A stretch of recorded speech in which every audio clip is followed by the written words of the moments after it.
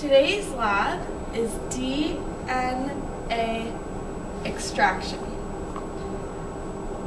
DNA extraction is used to study the DNA of various living organisms, and for today's lab we'll be using a strawberry, which is an octoploid, so it has lots and lots of DNA, and we'll also be using a kiwi. As we know, DNA is in the middle of a nucleus, so that's the DNA. In order to get it out, the fruit has to be cut up and mixed with the extraction buffer, which is made out of soap, salt, and water, and that breaks the cell membrane and frees the DNA, so it's free to be extracted. Remember to thoroughly smush the fruit using the mortar and the pestle, so that way many cell membranes have been broken already. Remember that here is the extraction buffer along with all your little tiny pieces of fruit. So once you have this, you're going to want to put it through a strainer, and this is so that all the large pieces of fruit will be caught while the remaining pieces or solution is able to flow through into a beaker that you have already prepared. It doesn't matter how much comes out, you just collect it. So if it comes up to here, that's great. Alright, so once our solution has been collected in the beaker, we're going to grab a pipette and we want to pick up 2 milliliters of our substance. So we'll fill our substance with 2 milliliters. And we're going to want to transfer this into a test tube, which has already been put aside in a separate test tube rack. So here's your test tube. And we are just going to squeeze out the solution from the pipette into the test tube. From this, we're going to be able to grab our DNA after we have used some ethanol to extract the DNA. Alright, so now that we have our test tube already filled with the 2 milliliters of solution, Talk louder. we're going to add alcohol to it. And the reason why the alcohol extracts the DNA is because DNA is not soluble in alcohol. So when the alcohol is added, you'll notice a little white substance over here, and it should rise so that it can be easily extracted. But if it doesn't, you can agitate this a bit and it will rise from that. So we take a pipette, and using that pipette we extract the DNA that has been separated, and then place that into a little DNA container.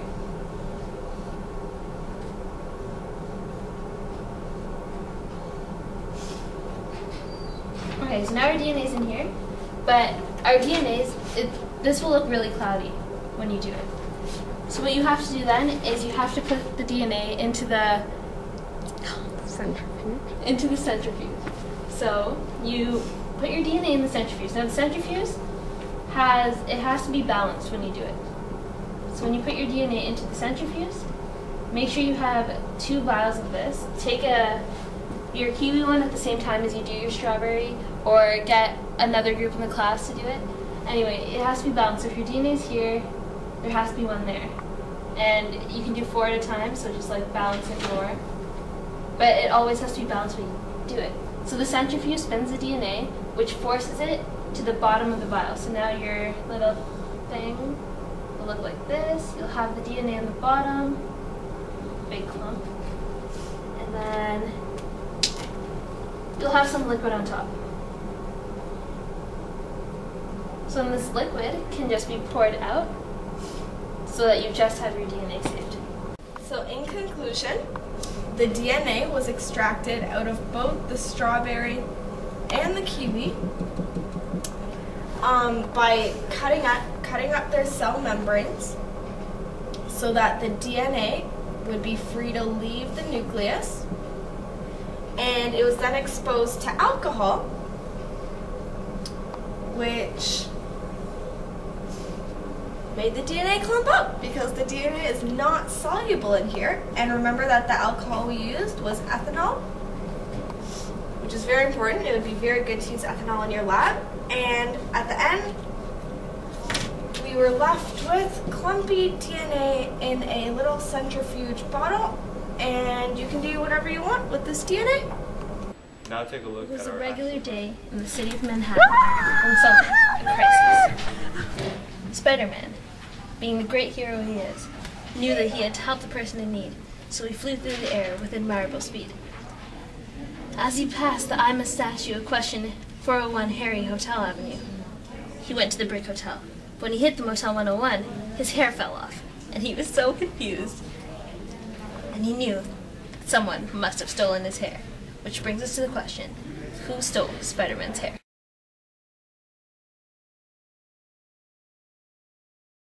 Spider-Man's first step was to analyze his surroundings, so he went back to the scene of the crime, where he looked at the names of the 3 hotels. Motel 101 seemed suspicious, but he didn't think that that was the cause of his hair loss. The Brick Hotel was written sideways, so it seemed even more suspicious. But still, bricks are not scary. So he moved on to the I'm a Statue of Question 401 Harry Avenue Hotel, where he realized that Harry was the son of Green Goblin. So Spider-Man went on a search for the things he knew that were green. As he strolled down the street, he noticed a Dentyne Ice gum packet. So he went up to it and he questioned whether it could be Green Goblin in disguise. He looked around it, but he realized that it was too cold and too minty fresh to be his evil companion. So he knocked it out. You have to say minty fresh. Then, as he continued his search, he found a book called Life in a Medieval Village. He then realized that he wasn't in a medieval village, so it couldn't help him, and it wasn't Green Goblin. Finally, he saw The Body Shop, Love Your Body. It was a gift card. But a gift card talking about love and pampering yourself couldn't be his victim, couldn't be the suspect either. So he outruled that too. Spider-Man was still at loss as to who could have stolen his hair.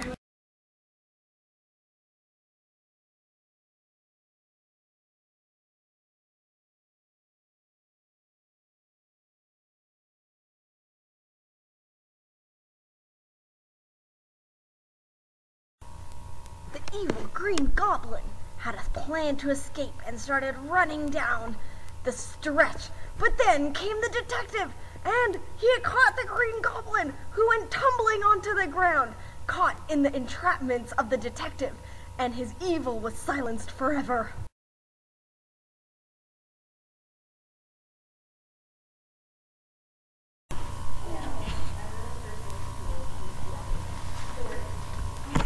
The Green Goblin was weighed in the nifty weighing scale and came in at 31.40 grams. He was then disassembled using a pair of special scissors, but they were blue so they wouldn't be confused with his body. Smush, smush, smush, smush, smush, smush. Smush. He then had to get his bodily fluids ejected from his body, and we used a mortar and pestle to break all the cell walls, and that way the DNA would be able to be extracted. Smush, smush, smush. Smush, smush, smush. We then had to filter out the body parts from the body fluid. So we smushed it through a filter. Smush, smush, smush. Smush.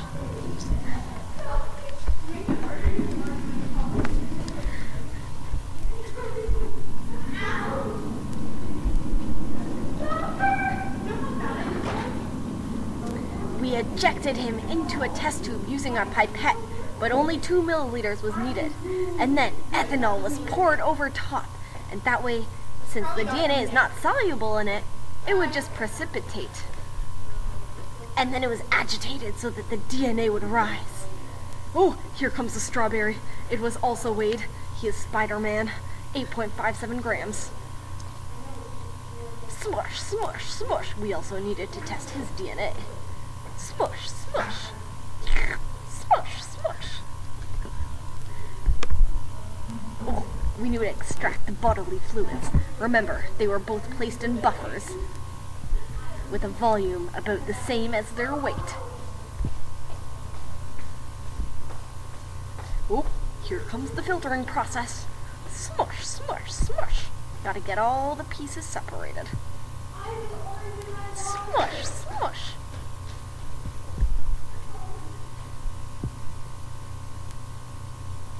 And he is ejected into the test tube using a pipette. Only 2 milliliters. And the ethanol is poured in. 2 milliliters as well. And the DNA will precipitate.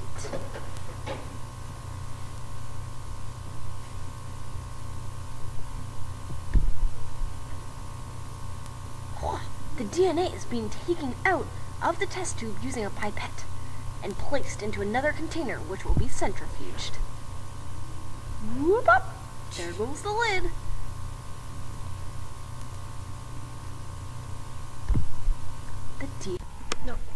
Spider-Man and Green Goblin's DNA was put into the centrifuge with equal spacing between. We got double check, so we can't. Good old math. And the cover is put on and popped in, pop, and then the lid is put on, and it's turned on. Oh, I hope they got it. So the liquid from the DNA containers was poured out, so just the DNA was in the containers. And remember, we do this so we can see who stole Spider-Man's hair. Like, would you want to walk around bald all day? I don't think so. Remember, you'll be bald if you use Pantene Pro V. Spider-Man did not use Pantene Pro V. Just a tip.